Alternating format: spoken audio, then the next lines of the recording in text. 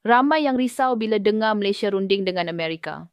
Ada yang tanya, adakah ini tanda kita tunduk pada kuasa besar? Adakah Malaysia sedang dijual sedikit demi sedikit? Keresahan itu wajar sebab rakyat pernah lihat bagaimana negara kecil sering dipaksa akur pada kuasa besar. Tapi kali ini, ia tentang pertahan maruah dan kedaulatan negara. Perjanjian ini bukan FTA, tapi Reciprocal Trade Agreement, satu tindak balas terhadap tarif unilateral Amerika yang mula kenakan 24%, naik ke 25% sejak April 2025. Kalau Malaysia tak bertindak, tarif boleh naik sampai 30%, 40%, malah 100%.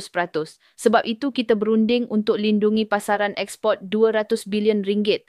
Sepanjang rundingan, garis merah negara kekal utuh, hak bumi putera, dasar perolehan kerajaan, serta sektor strategik seperti tenaga dan telekomunikasi. Semua pelaksanaan ikut Undang-Undang Malaysia, bukan arahan luar.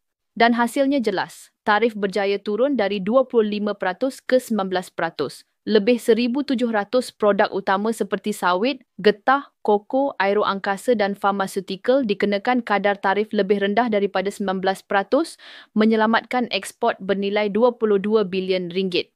Malaysia tidak tunduk. Kita berunding demi rakyat, demi ekonomi dan demi maruah negara.